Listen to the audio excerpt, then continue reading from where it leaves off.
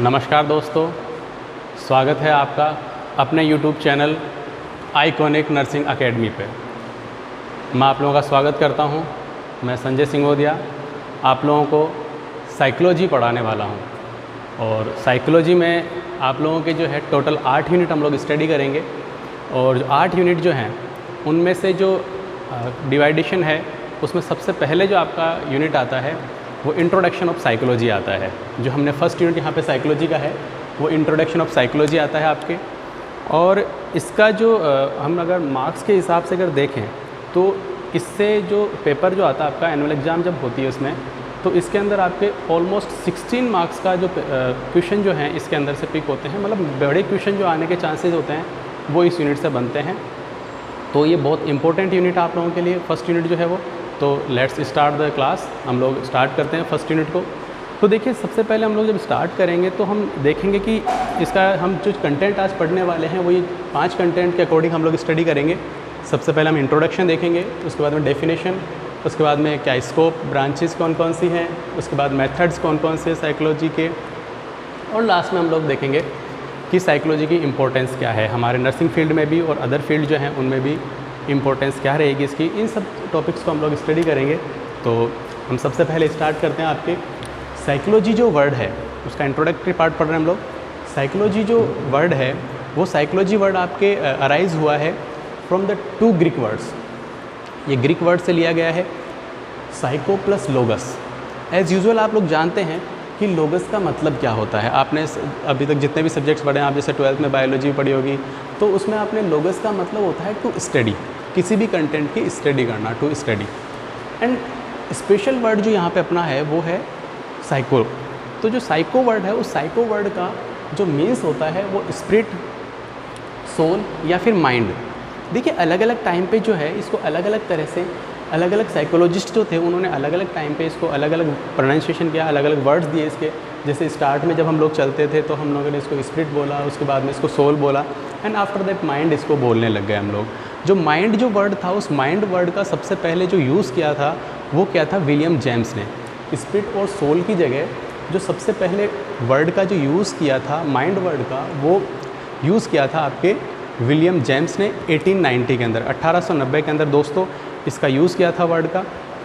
और यहाँ पे हम आगे चलते हैं तो आगे जाके हम देखेंगे कि साइकोलॉजी को ओवरऑल अगर हम देखें तो साइकोलॉजी का मीन्स है कि मेंटल प्रोसेसेस की अगर हम स्टडी की बात करें कि सिर्फ मेंटल प्रोसेसेस जो हैं उनको भी हम कह सकते हैं कि मेंटल प्रोसेसेस की स्टडी को हम क्या बोलते हैं, साइकोलॉजी कह सकते हैं। या फिर मेंटल प्रोसेसेस क्या है, मेंटल प्रोसेसेस की वजह से क्या होता है, बिहेवियर होता है। तो हम ये कह सकते हैं कि बिहेवियर की स्टडी जो है वो भी आपके क्या है, आपके साइकोलॉजी कहलाता है। तो हम यहाँ पे ये निकल के आया, मतलब ये निकल के आ रहा है कि स्पिरिट, सोल और माइंड की जो स्टडी है उसको हम क्या बोलते हैं, साइकोलॉजी बोलते हैं। या फिर हम ये भी कह सकते हैं कि मेंटल प्रोसेसेस की या फिर हमारे जो बिहेवियर होता है उस बिहेवियर की जो स्टडी होती है उसको हम लोग क्या कहते हैं, साइकोलॉजी बोलते हैं। अब मैं आपको बताऊं कि जो सबसे पहले जो वर्ड है साइकोलॉजी, हम थोड़ा सा हिस्ट्री की बात कर लेते हैं यहाँ पे किस तरह से क्या हुआ था। तो जो साइकोलॉजी वर्ड है, जो सिर्फ साइकोलॉजी वर्ड है, ये साइकोलॉजी वर्ड सबसे पहले जो इसको दिया था वो 1590 के अंदर दिया गया था। 1590 के अंदर इस वर्ड का यूज़ किया गया था सबसे पहले। और इसको जो यूज़ करने वाले जो पर्सन थे वो एक फ़िलोसोफ़र थे। उन फिलोसोफ़र ने यूज़ किया था, कोई साइकोलॉजिस्ट नहीं थे, कोई साइकेट्रिस्ट नहीं थे। उन्होंने जो सबसे पहले यूज़ किया था वो एक फ़िलोसोफ़र थे और जिनका नाम था रोडोल्फ गोखले। रोडोल्फ गोखले थे जिन्होंने इसको सबसे पहले साइकोलॉजी वर्ड का यूज़ किया था। तो ये यहाँ पे कंपटीशन जो तैयारी करते हैं उनके लिए भी इम्पोर्टेंट हो गया ये वर्ड कि सबसे पहले किसने यूज़ किया था वर्ड का। तो ये कंपटीशन पॉइंट ऑफ व्यू से भी इम्पोर्टेंट है कि साइकोलॉजी वर्ड का यूज़ किसने किया, आपके रोडोल्फ गोखले ने इसका सबसे पहले यूज़ किया था। कब किया था, 1590 के अंदर, 1590 के अंदर इसको यूज़ किया था। फिर हमने एक यहाँ पे जो है ईयर और बताया है जिसके अंदर हमने बताया कि स्पिरिट और सोल की जगह जो माइंड का यूज़ किया गया था, स्पिरिट और सोल की जगह जो माइंड का यूज़ किया गया था वो किया था 1890 के अंदर, 1890 के अंदर किया गया था दोस्तों। और उसका ये जो वर्ड यूज़ किया था वो किया था आपके विलियम जेम्स ने। माइंड जो वर्ड है वो माइंड वर्ड जो यूज़ किया था वो विलियम जेम्स ने 1890 के अंदर यूज़ किया था। अब हम बात करें कि who is the father of psychology, who is the father of psychology, जैसे हम लोग जितने भी सब्जेक्ट्स पढ़ते हैं उनमें हम लोग पढ़ते हैं कि साहब इस सब्जेक्ट के ये फाउंडर हैं, इस सब्जेक्ट को ये फाउंडर हैं। तो अपने साइकोलॉजी के जो फाउंडर हैं वो हैं आपके विलियम वुंट। विलियम वुंट जो हैं वो हमारे साइकोलॉजी सब्जेक्ट के जो फादर हैं वो विलियम वुंट हैं। अब इनको फादर ऑफ साइकोलॉजी क्यों कहा जाता है, तो थोड़ा सा मैं आपको यहाँ बताना चाहूँगा कि इनको इसलिए कहा जाता है क्योंकि इन्होंने सबसे पहले एक्सपेरिमेंटल जो साइकोलॉजी होती है उस एक्सपेरिमेंटल साइकोलॉजी के ऊपर स्टडी इन्होंने सबसे पहले स्टार्ट की थी। 1879 के अंदर इन्होंने जो यूनिवर्सिटी ऑफ लिप्जिंग थी, उस यूनिवर्सिटी ऑफ लिप्जिंग के अंदर इन्होंने जो जर्मनी में सिचुएटेड है उसके अंदर इन्होंने 1879 के अंदर सबसे पहले एक्सपेरिमेंटल साइकोलॉजी जो थी वो स्टार्ट की थी, इसलिए हम इनको क्या बोलते हैं, फादर ऑफ साइकोलॉजी बोलते हैं।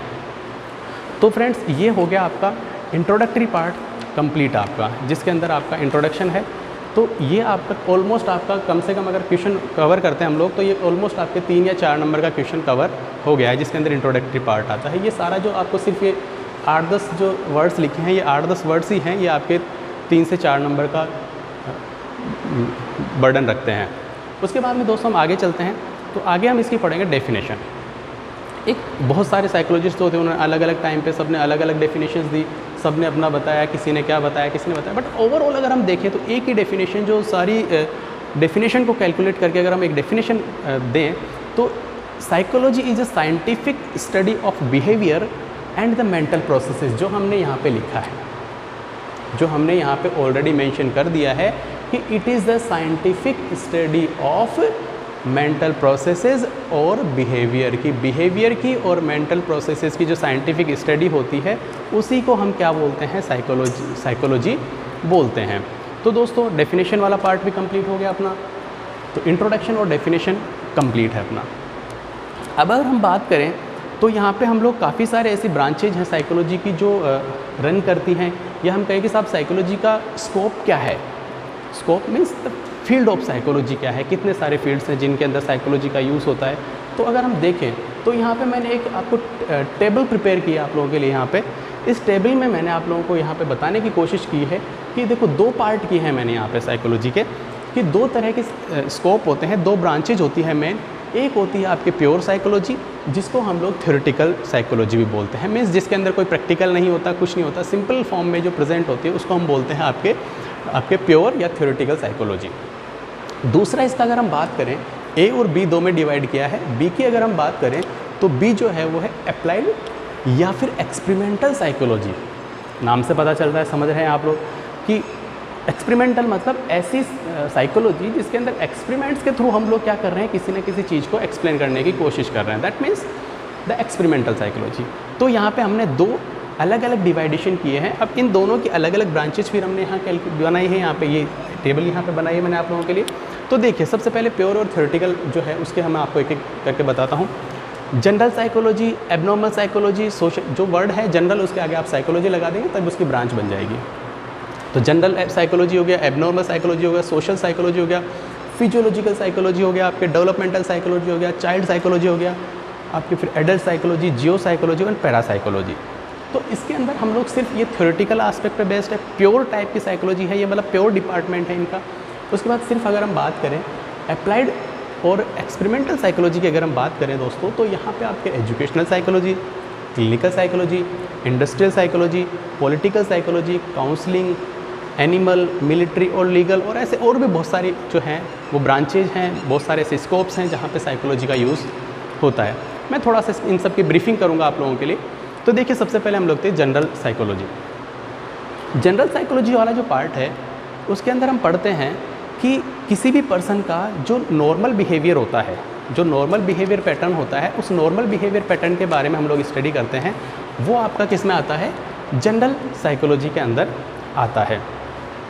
तो जनरल साइकोलॉजी में सिर्फ हमने क्या देखा कि एक ह्यूमन बीइंग जो होता है उस ह्यूमन बीइंग का नेचर कैसा होता है, उसका बिहेवियर कैसा होता है, उसके मोटिवेशंस कैसे होते हैं, उसकी इंटेलिजेंसी कैसी होती है, इन सब चीज़ों के जो स्टडी की जाती है, मतलब नॉर्मल पर्सन की जो स्टडी की जाती है वो किस में की जाती है, आपके जनरल साइकोलॉजी में की जाती है।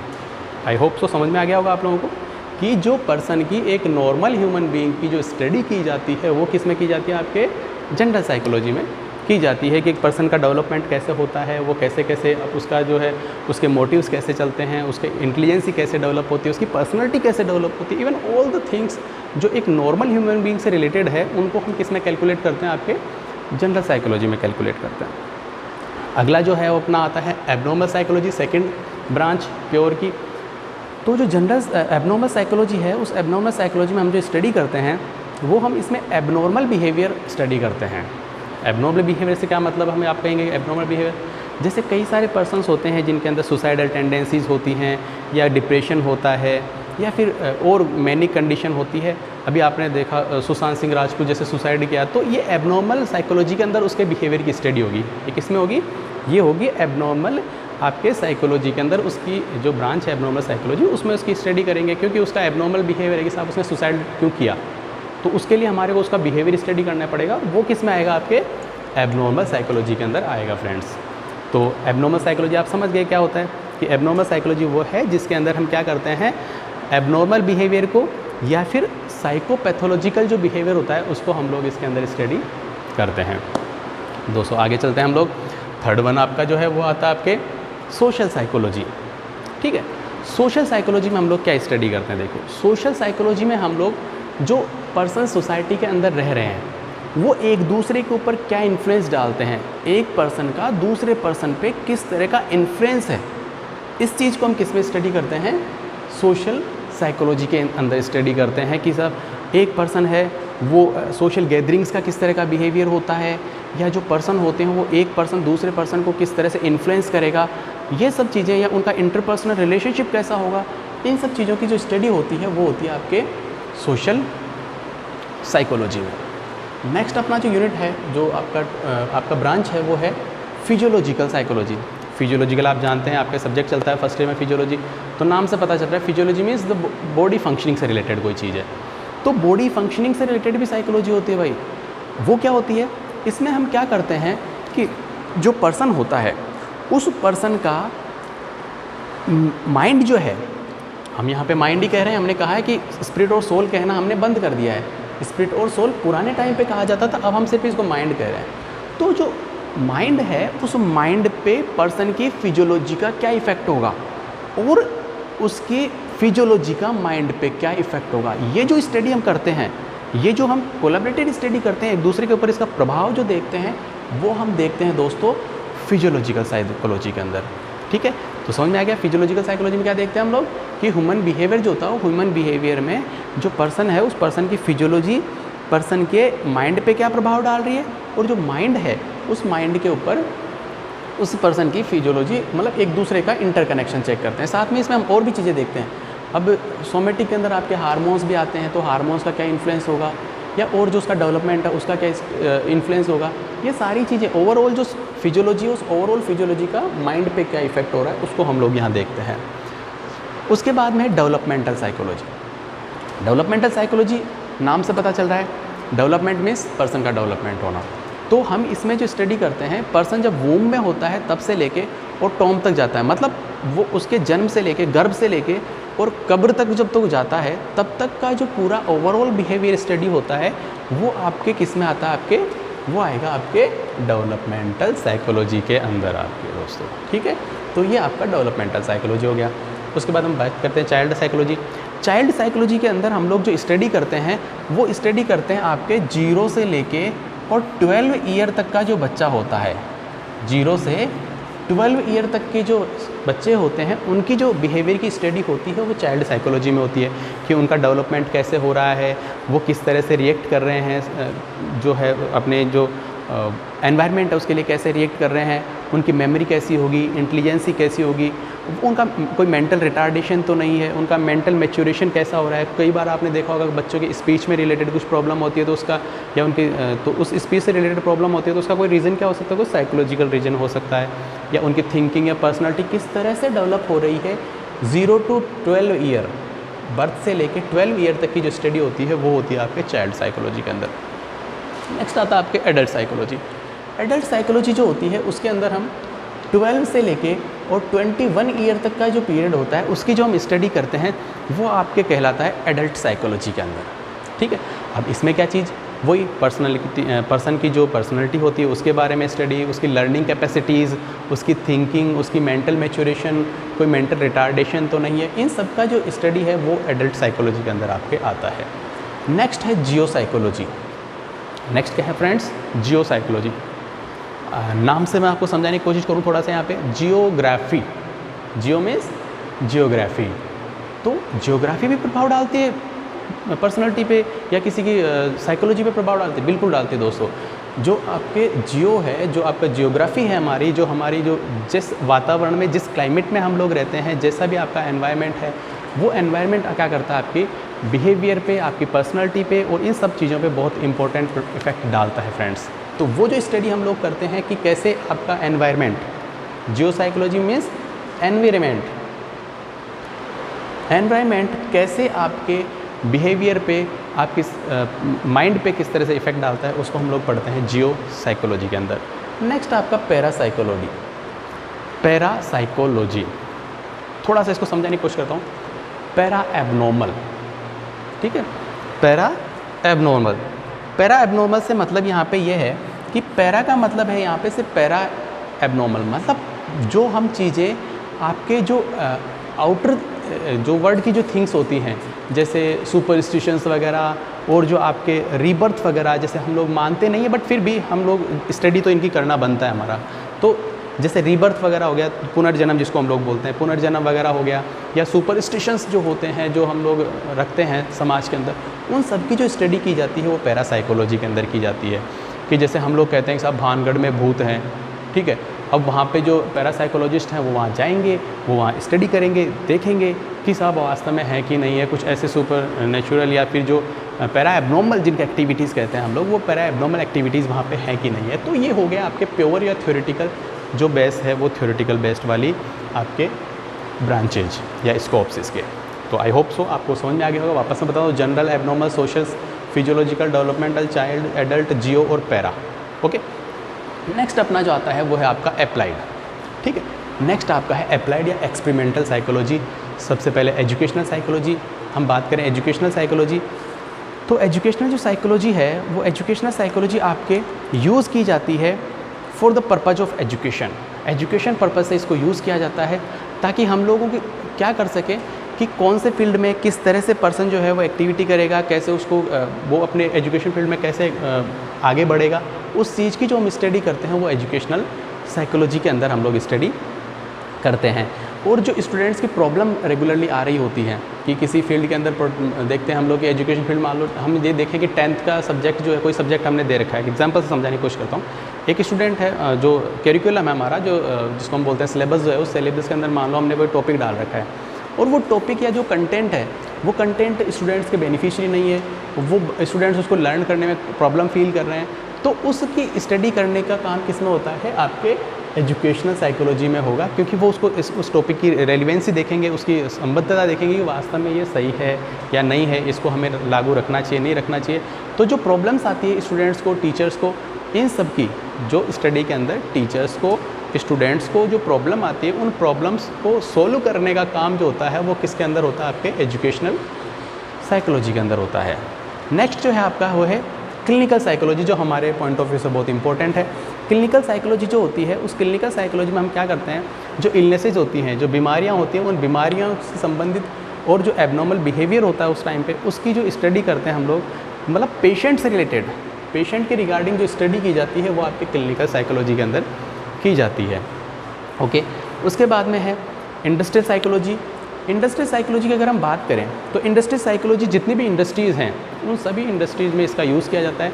सपोज़ मैं एक बात करूँ, थोड़ा सा यहाँ पे एग्जांपल दूँ कि अगर मान लो आपको किसी भी इंडस्ट्री में कोई पर्सन अपॉइंट करना है, मान लो आपको कोल फील्ड के अंदर, जो माइनिंग के अंदर जो कोयला वगैरह जो निकाला जाता है, उन खदान में मान लो आपको किसी पर्सन का रिक्रूटमेंट करना है, तो आप उसको पर्सन को सीधे रिक्रूट कर देंगे? नहीं, आपने उसका एग्ज़ाम ले लिया, चलो मान लो 100 बंदे एग्ज़ाम में पास हो गए, अब क्या 100 बंदों का आप रख लेंगे? नहीं, आप उनकी क्या करेंगे? आप उनका मेंटल स्टेटस एग्जामिनेशन करेंगे, आप उनका इंडस्ट्रियल साइकोलॉजी के थ्रू उनकी स्टडी करेंगे कि क्या वास्तव में वो उस फील्ड में काम कर सकते हैं या नहीं कर सकते हैं।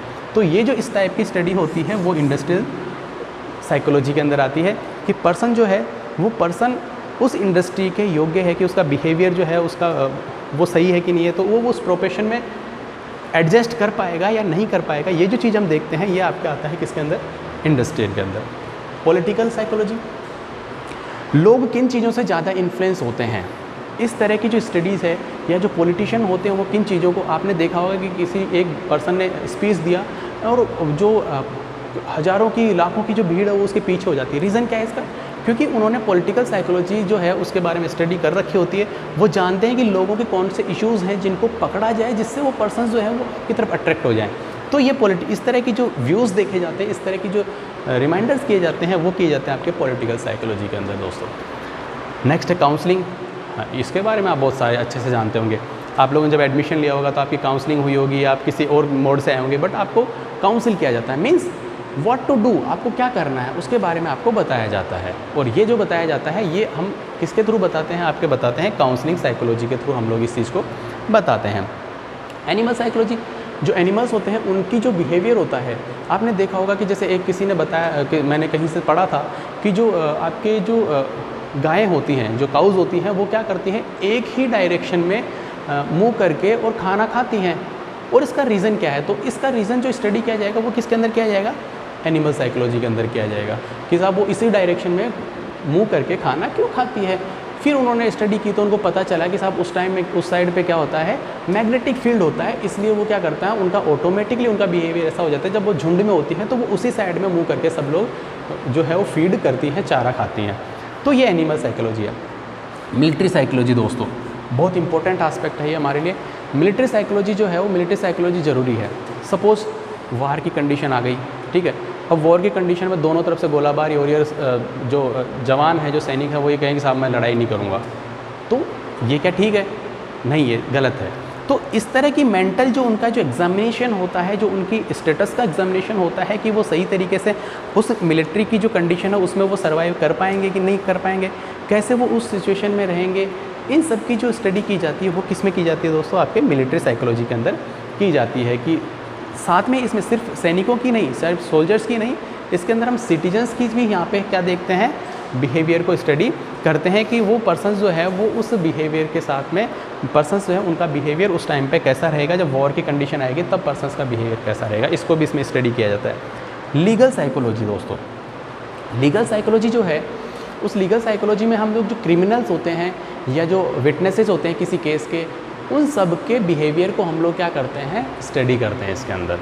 अब उनके बिहेवियर को क्यों स्टडी करते हैं, सपोज़ कोई केस चल रहा है और उसका केस का जो विटनेस है, जो उसका जो गवाह है, वो गवाह या जो विटनेस है वो अगर मान लो गलत फॉल्स एविडेंसेज या फॉल्स स्टेटमेंट तो नहीं दे रहा है, या वो कोई जो क्रिमिनल है रिकॉर्ड है, उस क्रिमिनल रिकॉर्ड वाले पर्सन से वो गलत तरीके से क्यों कर रहा है, वो क्रिमिनल बार बार क्राइम क्यों कर रहा है, इन सब की जो स्टडी होती है फ्रेंड्स वो होती है आपके लीगल साइकोलॉजी के अंदर। तो ये हो गया दोस्तों आपका complete scope and branches of the psychology, जिसके अंदर हमने आपको बताया कि दो टाइप के आपके स्कोप्स होते हैं, दो टाइप की ब्रांचेज होती हैं। आपका प्योर थ्योरेटिकल, प्योर को ही हम थ्योरेटिकल बोलते हैं, या अप्लाइड या फिर एक्सपेरिमेंटल, दो टाइप के। फिर इनका हमने डिवाइडेशन किया, सबका एक एक पढ़ा, general, abnormal, social, physiological, developmental, child, adult, geo और पैरा, ठीक है।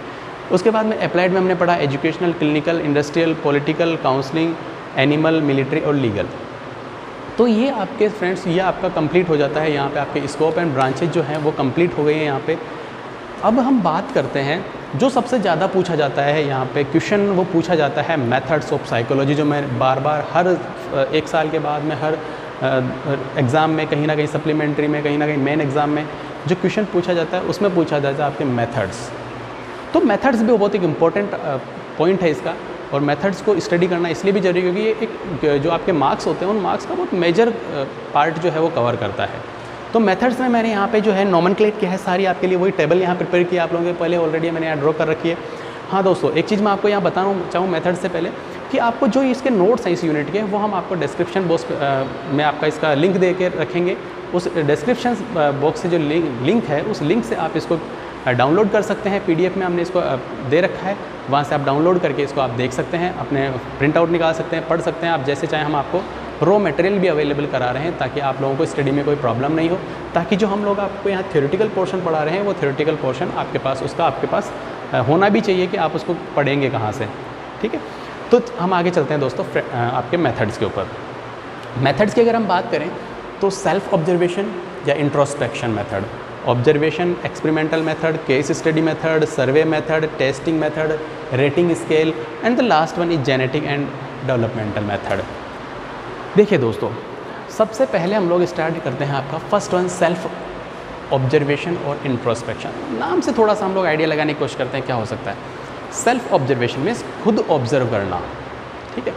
सेल्फ ऑब्जर्व मीन्स खुद ऑब्जर्व करना। इंट्रोस्पेक्शन मीन्स खुद का इंस्पेक्शन करना, खुद के अंदर झांक के देखना। इसमें का मतलब ये हुआ कि वो मेथड जिससे जिस पर्सन का हमारे को ऑब्जर्वेशन करना होता है वो खुद ही इसके बारे में सारी चीज़ें हमारे को इन्फॉर्मेशन प्रोवाइड करवाता है। जैसे कि वर्ड मीन से हम लोग समझ सकते हैं ना, इसका मतलब जो है वो मतलब निकल रहा है कि खुद के अंदर झांकना, मतलब लुक विद इन, खुद के अंदर देखना, है ना। तो इसके अंदर हम जैसे एक बात करूं, जैसे मान लो इसका एग्जांपल दूं मैं, क्या इस मेथड से किन किन लोगों की हम लोग करते हैं यहाँ पे एग्जामिनेशन, किन लोगों का हम लोग यहाँ पे साइकोलॉजी चेक करते हैं। सपोज किसी पर्सन का हमने ऑपरेशन कंडक्ट करवाया, ठीक है, ऑपरेशन कंडक्ट करवाया। ऑपरेशन कंडक्ट कराने के बाद में वो पर्सन कैसा फील कर रहा है ये आप या मैं नहीं बता सकते, वो पर्सन खुद ज़्यादा अच्छे से बता सकता है कि उसका एक्सपीरियंस उस ऑपरेशन से कैसा रहा है, वो अब कैसा फील कर रहा है। तो इस तरह का जो यूज़ किया जाता है वो किया जाता है आपके सेल्फ ऑब्जर्वेशन या इंट्रोस्पेक्शन में। वो पर्सन क्या करता है, अपनी ऑब्जर्वेशंस को हमारे यहाँ पे उन फाइंडिंग्स को जो उसको लग रही हैं उनको वो क्या करता है, बताता है हमारे को, जिसको हम लोग क्या बोलते हैं, सेल्फ ऑब्जर्वेशन मेथड बोलते हैं। अब यहाँ पे इसके कुछ एडवांटेज डिसएडवांटेज मैं थोड़ा सा डिस्क्राइब करता हूँ, जल्दी से बता दूँगा आपको। देखिए जो एडवांटेजेस हैं, देखो इसमें सबसे बड़ा एडवांटेज ये है कि इसके अंदर कोई भी हमारा एक्सपेंडिचर नहीं लगता, किसी तरह का खर्चा नहीं लगेगा, क्योंकि खुद पर्सन जो है वो खुद हमारे को बता रहा है कि सर ये मैं ये फील किया मैंने, ऐसा मुझे हुआ। दूसरा, इसके अंदर हमारे को किसी भी तरह की किसी लेबोरेटरी की रिक्वायरमेंट नहीं है कि साहब हमारे को उस पर्सन को किसी लेबोरेटरी में ले जाना पड़ेगा, नहीं, ऐसा भी नहीं है। पर्सन जो है वो पर्सन खुद हमारे को बता रहा है, तो लेबोरेटरी की रिक्वायरमेंट नहीं है, और किसी भी अपैरेटस, किसी इंस्ट्रूमेंट की रिक्वायरमेंट भी हमारे को यहाँ पे नहीं पड़ती है। साथ में अगर हम बात करें यहाँ पे और इसके अगर हम बात करें तो इसमें किसी पर्टिकुलरली किसी स्पेसिफिकेशन की रिक्वायरमेंट नहीं है कि साहब जो पर्सन है वो पर्सन एजुकेटेड होना चाहिए। नॉन एजुकेटेड पर्सन्स भी इस तरह का सेल्फ ऑब्जर्वेशन जो है, सेल्फ ऑब्जर्वेशन या इंट्रोस्पेक्शन मेथड के थ्रू वो खुद का बिहेवियर बता सकते हैं। और उसका जो मेंटल प्रोसेसेस हैं उनकी भी बहुत अच्छी होना ज़रूरी नहीं है, मतलब कि अगर वो मेंटली रिटार्डेड है तो नहीं, बट वो अपनी जो सेल्फ ऑब्जर्वेशन कर सकता है, तो इंटेलिजेंसी होना बहुत ज़रूरी नहीं है, पर वो हल्का फुल्का इंटेलिजेंट है तो भी वो अपने बता सकता है। तो यहाँ पे 4 एडवांटेजेस मैंने इसके बताए। सबसे पहले इसमें किसी लेबोरेटरी की रिक्वायरमेंट नहीं है, किसी अपैरेटस की रिक्वायरमेंट नहीं है। दूसरा, इसमें जो कॉस्ट है वो कोई कॉस्ट नहीं आती है ना, इसमें किसी तरह के किसी कॉस्ट की रिक्वायरमेंट नहीं होती है, कोई आपको पैसा लगाने की ज़रूरत नहीं होती है। तीसरा, इसमें मैंने बताया आपको, इसमें किसी भी तरह की आपको एजुकेशन की रिक्वायरमेंट नहीं होती है, पर्सन की एजुकेटेड हो। दूसरा, डिपेंड नहीं करता है कि पर्सन का नॉलेज कैसा है किसी भी चीज़ को लेके, या पर्सन का जो मेंटल प्रोसेसेस है वो कैसी हैं, उस पर कोई फ़र्क नहीं पड़ता है कि जैसे ऑपरेशन थिएटर में उसने कैसा फील किया उसके उसको बताने की ज़रूरत नहीं, उसकी मेंटल प्रोसेसेस की रिक्वायरमेंट नहीं है। बट इसका ड्रॉबैक एक है ऐसा। इसके ड्रॉबैक्स क्या क्या हो सकते हैं, देखिए इसके जो डिसएडवांटेजेस हैं वो क्या क्या हो सकते हैं। एक तो इसको हम लोग छोटे बच्चों पे अप्लाई नहीं कर सकते, ठीक है। ऑपरेशन में उसको कैसा फील हुआ वो एक छोटा बच्चा जो है वो नहीं बता सकता, जो चाइल्ड है वो चाइल्ड नहीं बता पाएगा। दूसरा, जो मेंटली रिटार्डेड पर्सन्स हैं जिनका IQ लेवल जो है वो बहुत कम है, वो पर्सन जो है यहाँ पे वो आपको नहीं बता पाएंगे कि उन्होंने कैसा फील किया है।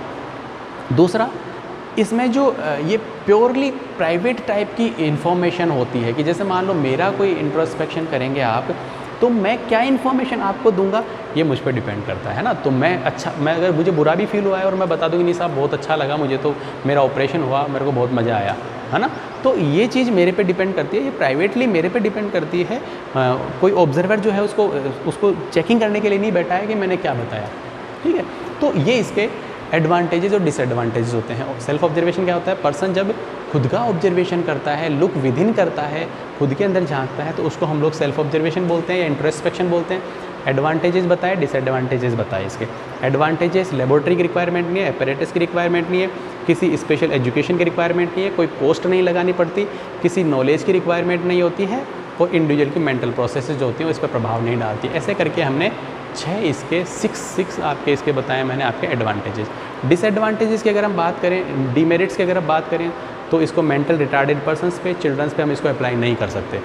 दूसरा मैंने इसमें बताया इसका डिसएडवांटेज कि इसमें जो हम लोग इन्फॉर्मेशन लेते हैं किसी पर्सन से, वो उसकी खुद की इन्फॉर्मेशन होती है। अगर वो फॉल्स इन्फॉर्मेशन देता है, गलत इन्फॉर्मेशन देता है, तो वो भी हमारे लिए वो तो हम उसको एग्जामिन नहीं कर सकते। तो ये हो गया आपका सेल्फ ऑब्जर्वेशन या इंट्रोस्पेक्शन। सेकंड मेथड दोस्तों, सेकंड मेथड जो है वो है आपका observation method. Self observation, observation, observation self observation है जस्ट अपोजिट है कि सेल्फ ऑब्जर्वेशन में पर्सन खुद बता रहा था। ऑब्जर्वेशन में क्या होता है, someone there to observe the person, किसी पर्सन को ऑब्जर्व करने के लिए वहाँ पे कोई दूसरा ऑब्जर्वर होता है वहाँ पे जो उसको ऑब्जर्व करता है। ठीक है, अब इसमें कैसे, जैसे कि जैसे मान लो ऑपरेशन हुआ, इसमें तो क्लाइंट बता रहा है, खुद पेशेंट बता रहा है, तो वो तो हो गया आपका सेल्फ ऑब्जर्वेशन।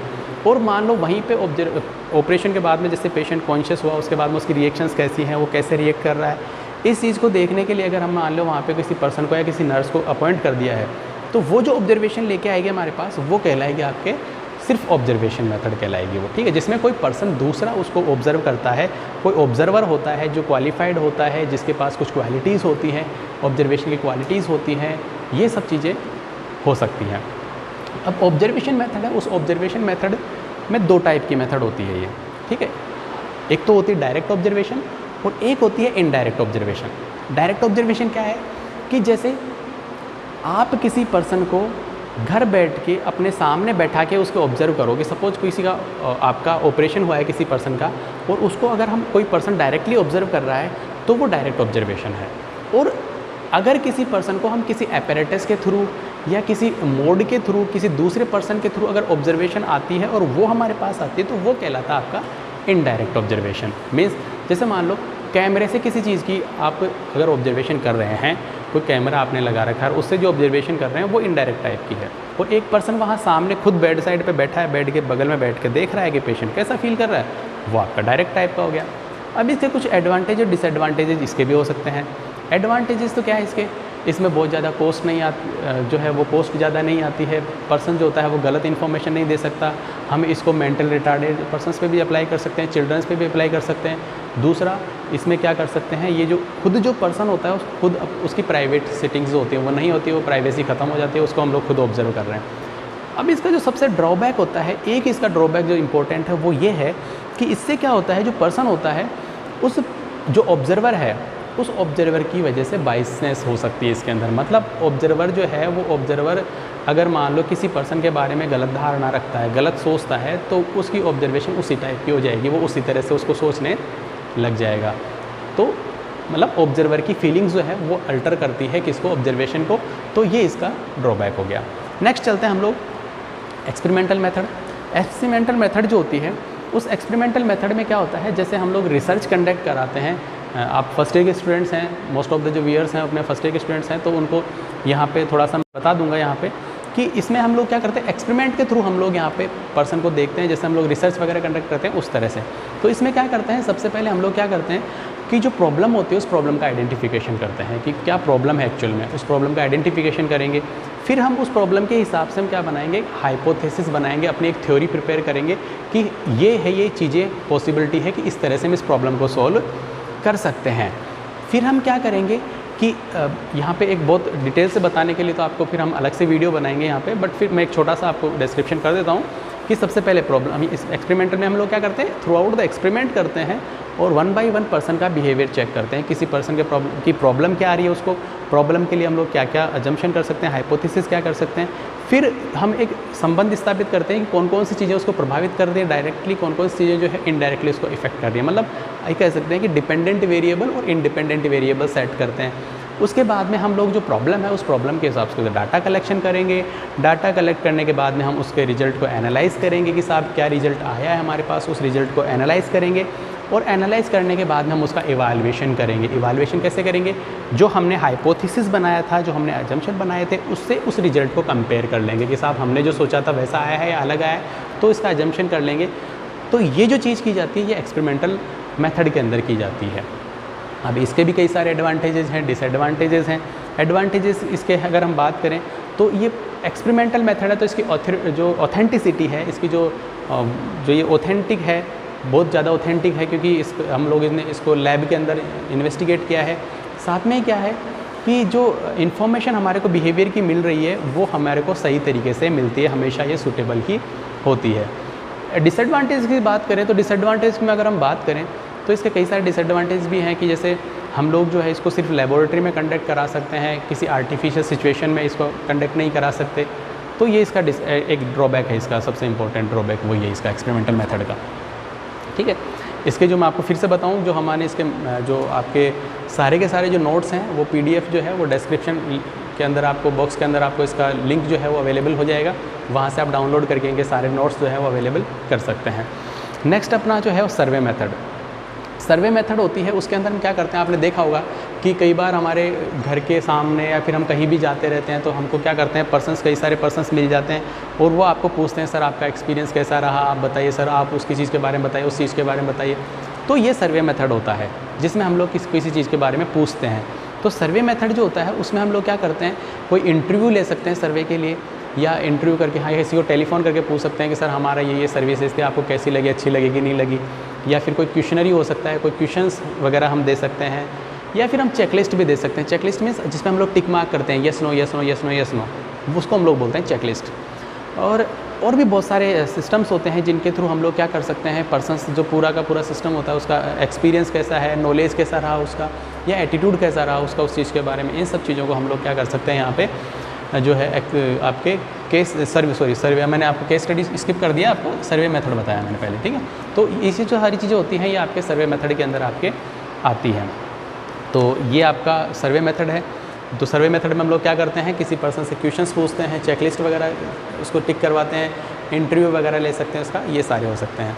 अब इसके अंदर जो सबसे इसका जो एडवांटेजेस हैं वो एक तो क्या है कि फ्लेक्सिबल है, आप कहीं भी इसको यूज़ कर सकते हो, आप किसी भी पर्सन का इंटरव्यू ले सकते हो। उसके बाद में एक ही टाइम पे इसमें बहुत सारी चीज़ों को आप इंक्लूड कर सकते हो। सपोज आप किसी पर्सन का इंटरव्यू ले रहे हैं तो आप उसके बारे में सारी इन्फॉर्मेशन जो है सारी इन्फॉर्मेशन आप कलेक्ट कर सकते हो कि कौन कौन सी इन्फॉर्मेशन आ रही है उसके सामने।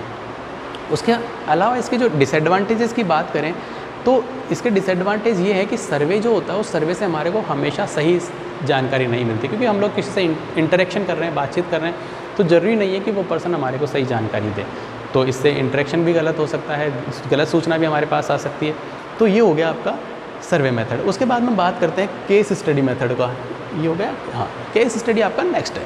केस स्टडी में हम लोग क्या करते हैं, देखिए केस स्टडी में हम लोग क्या करते हैं, एनालाइज करते हैं किसी भी इंडिविजुअल को, उसका जो ओवरऑल बिहेवियर होता है उस ओवरऑल बिहेवियर को हम लोग साइंटिफिक मेथड के थ्रू उसका डाटा कलेक्ट करके और उसके केस की स्टडी करते हैं। कि जैसे किसी हमने स्पेसिमेन ले लिया, उन स्पेसिमेंस का हम स्टडी करते हैं, उनका पूरा उस इंडिविजुअल का या उस ग्रुप का हम पूरा का पूरा बिहेवियर चेक करते हैं। और हम ये करते हैं कैसे, थ्रू द साइंटिफिक मेथड्स, हम किसी साइंटिफिक मेथड को अप्लाई करके और उनका जो पूरा का पूरा जो ओवरऑल बिहेवियर है उसके हम लोग पूरे केस की स्टडी करते हैं, कहाँ से स्टार्ट हुआ कहाँ तक ख़त्म होगा, वो जो स्टडी करते हैं वो आपका आता है case study method, means case की स्टडी करना। नेक्स्ट जो है आपका टेस्टिंग मेथड। टेस्टिंग मेथड में हम लोग क्या करते हैं, हम इवैल्यूएट करते हैं बिहेवियर को, टेस्ट लेते हैं, है ना। टेस्टिंग मेथड में हम लोग क्या करेंगे, टेस्ट लेंगे जिसके अंदर हम कई सारे ऐसे क्वेश्चंस होंगे, कई सारे ऐसे एक फॉर्मेट होगा जिसके अंदर पर्सन के इंटरेस्ट, एटीट्यूड और इंटेलिजेंसी के बारे में हमारे को पता चलता है कि उस पर्सन का किस में इंटरेस्ट है, क्या है।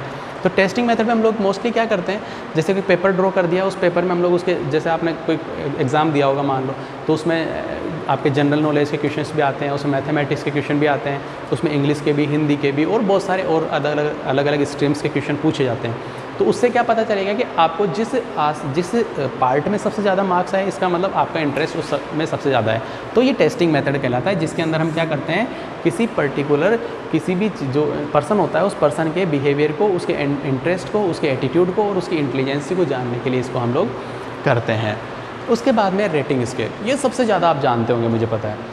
आप कोई भी जैसे मान लो ऐप यूज़ करते हैं, आप व्हाट्सअप कॉल करते हैं सपोज किसी को, तो व्हाट्सअप कॉल करने के बाद में क्या आता है, स्टार्स बने हुए आते हैं कि आप हमारे को यहाँ पर रेटिंग कर सकते हो। वो रेटिंग स्केल है कि आपने कितने स्टार्स चूज़ किए, उसके हिसाब से वो रेटिंग स्केल कहलाता है। तो इसको हम क्या बोलते हैं, रेटिंग स्केल बोलते हैं कि आपने उसको किसी को क्या मार्क्स दिए, एक आपको सेटिस्फैक्ट्री नहीं लगा तो आपने उसको, हर एक का अलग अलग होता है। जैसे मान लो 1 2 3 है, 1 2 3 अगर है तो आपने 1 मतलब बहुत ज़्यादा गलत रहा उसका इंटरेक्शन, ठीक है, 2 का मतलब चलो ठीक ठाक है, 3 का मतलब बहुत अच्छा रहा। तो ऐसे करके रेटिंग्स होती है। कि आपने कैसी रेटिंग दी। आप कोई भी प्रोडक्ट वगैरह यूज़ करते हैं, ख़रीदते हैं, तो उससे पहले आप चेक करते हैं कि इसकी रेटिंग कैसी आ रही है। तो वो किसके थ्रू होती है? वो रेटिंग स्केल के थ्रू हमारी रेटिंग होती है। फिर लास्ट आता है जेनेटिक और डेवलपमेंटल मेथड। जेनेटिक और डेवलपमेंटल मेथड में हम लोग क्या करते हैं कि किस तरह से किसी पर्सन का जो बिहेवियर हो रहा है वो उसकी जेनेटिक्स को हम लोग स्टडी करते हैं पहले, कि उस पर्सन की जेनेटिक्स की, मान लो उसके जो पूर्वज रहे हैं, उनके पूर्वज जो हैं उनका किस तरह से बिहेवियर रहा है, उसको जो स्टडी किया जाता है वो आपके आता है किसके अंदर? जेनेटिक, आपके साइकोलॉजी के अंदर, जेनेटिकल आपके मेथड के अंदर। और इसके अंदर दूसरा क्या होता है? डेवलपमेंटल में हम लोग क्या देखते हैं कि उसका बर्थ से लेके और जब वो डेथ हुई है तब तक उसका सारा का सारा बिहेवियर कैसे चल रहा है। ये जो मेथड यूज़ करते हैं हम लोग, पूरा ऑल ओवर जो डिस्क्रिप्शन हम लोग जो करते हैं वो करते हैं आपके इस मेथड के अंदर। तो ये कुछ आपके फ्रेंड्स, ये हैं आपके कुछ जो मैंने आपको बताए जो मेथड्स हैं, जो बहुत इंपॉर्टेंट है आपको एग्जाम पॉइंट ऑफ व्यू से बहुत इंपॉर्टेंट है ये। इसमें मैंने आपको जो मेथड्स बताए, सबसे पहले सेल्फ ऑब्जर्वेशन, उसके बाद में ऑब्जर्वेशन, एक्सपेरिमेंटल के बाद में केस स्टडी, सर्वे, टेस्टिंग मेथड, रेटिंग स्केल और उसके बाद जेनेटिक और डेवलपमेंटल स्केल। तो ये कुछ मेथड्स हैं जिनको एग्ज़ाम में पूछा जाता है। उसके बाद में नेक्स्ट जो है आपका है वह है आपका इम्पोर्टेंसेस। अब इम्पोर्टेंस दो तरीके से हो सकती है, एक तो ऑल ओवर साइकोलॉजी की इम्पोर्टेंस है, और जो हमारे यहाँ पे जो सबसे ज़्यादा पूछा जाता है वो पूछा जाता है कि नर्सिंग में क्या इंपॉर्टेंस है। 8 नंबर का क्वेश्चन पूछा जाता है फ्रेंड्स इसके बारे में कि explain about the importance of psychology in nursing, की नर्सिंग की इम्पोर्टेंस, नर्सिंग के अंदर साइकोलॉजी क्या इंपॉर्टेंस है, इसको आप एक्सप्लेन करो। तो मैं आपको पहले जनरल बताता हूँ, उसके बाद में फिर हम आपको बताएंगे कि जो नर्सिंग है उसके अंदर इसका क्या यूज़ है। देखो, अगर हम ऑल ओवर बात करें तो हमने जो ब्रांचेज पढ़ी उन ब्रांचेज के आधार पे भी हम लोग थोड़ा थोड़ा बता सकते हैं। तो सबसे पहले बताएंगे जैसे एजुकेशन के अंदर इसका यूज़ है। एजुकेशन में क्या यूज़ है साइकोलॉजी का?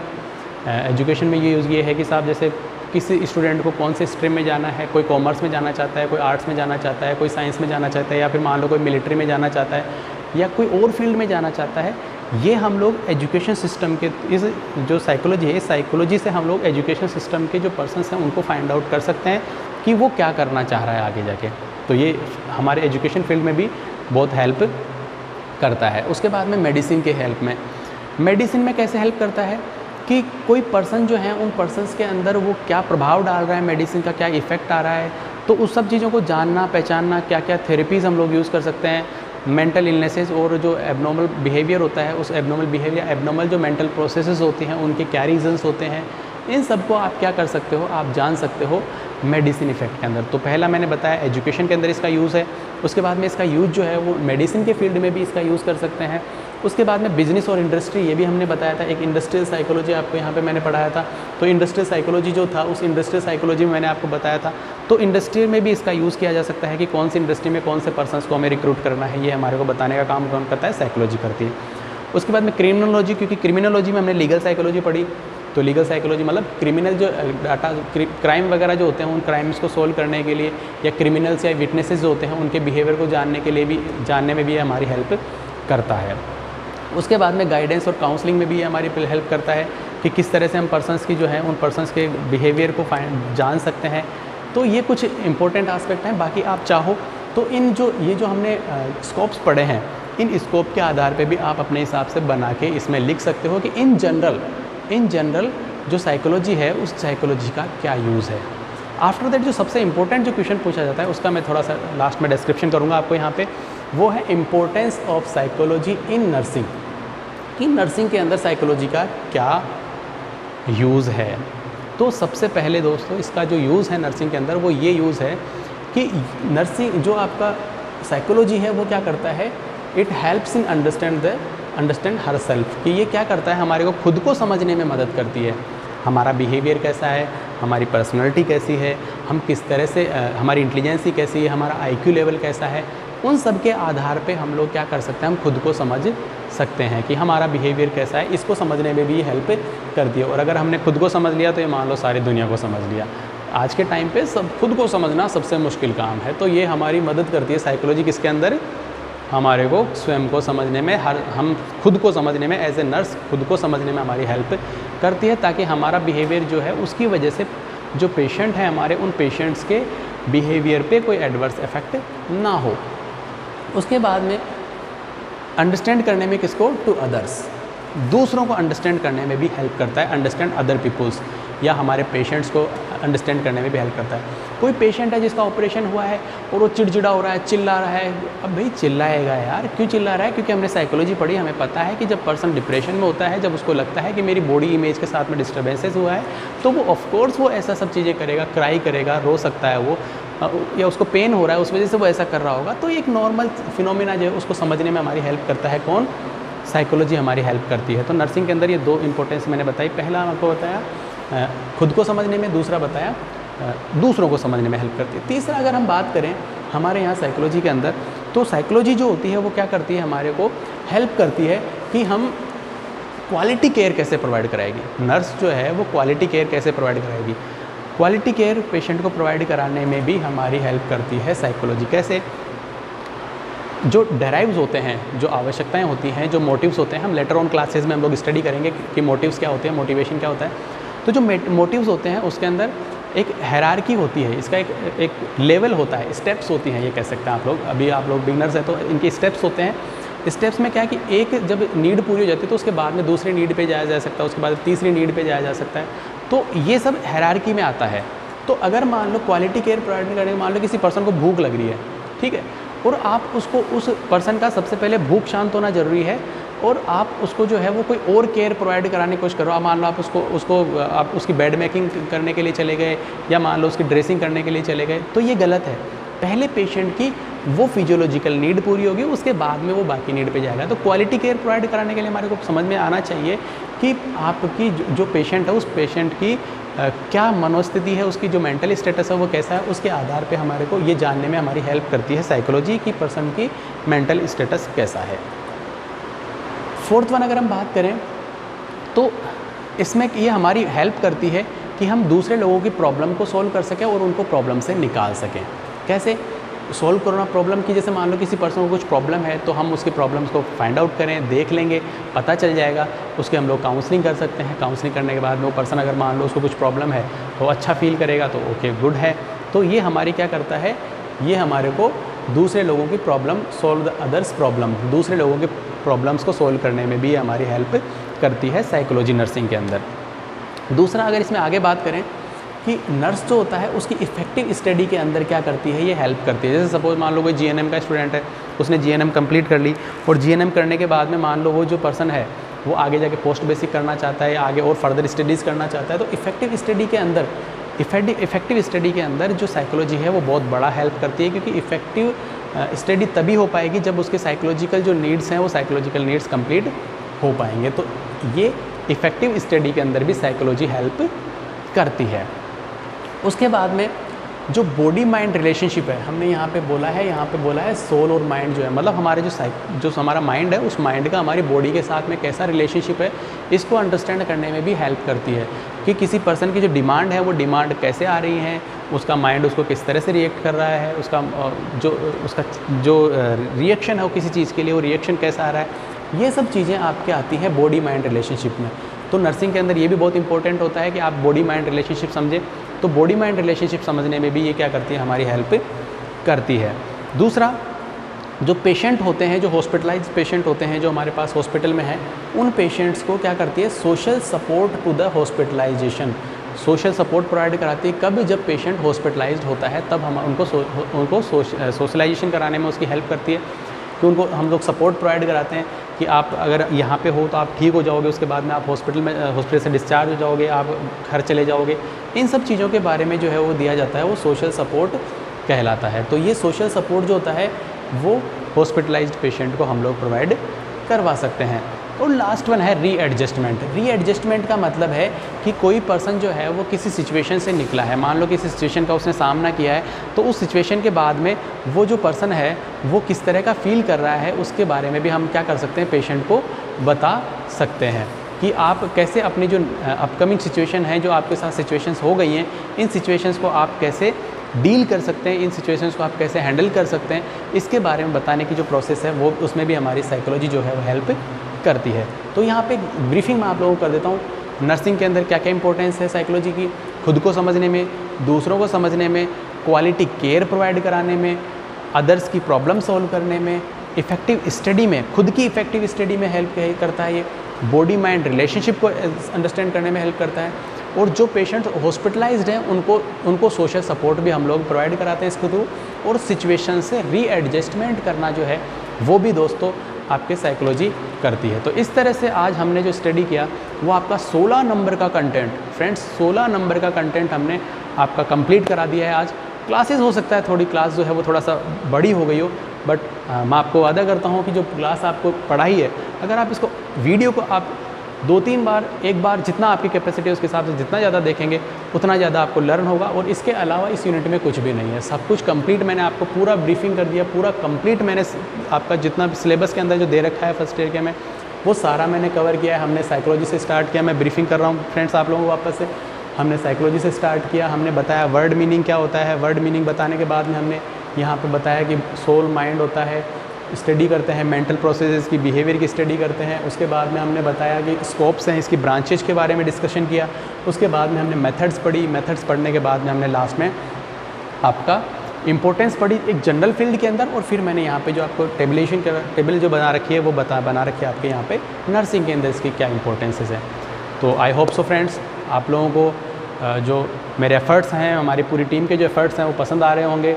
तो आप हमारे वीडियोस को लाइक करें, सब्सक्राइब करें और बेल आइकन को दबाएं ताकि हम लोग की पूरी टीम जो है उस टीम को एप्रिशिएशन मिले। एक हमारा जो एफ़र्ट्स हैं उन एफ़र्ट्स में और ज़्यादा हम लोग क्वालिटी लेके आ सकें। उसके लिए ज़रूरी है कि आप लोग हमारे चैनल को जितना ज़्यादा सब्सक्राइब करेंगे उतना ज़्यादा हमारा मोटिवेशन लेवल, हमारी टीम का मोटिवेशन लेवल बढ़ेगा। तो आई होप सो फ्रेंड्स आप लोगों ने वीडियो को एंजॉय किया होगा, अच्छा लगा होगा आप लोगों को। Thank you guys, keep watching.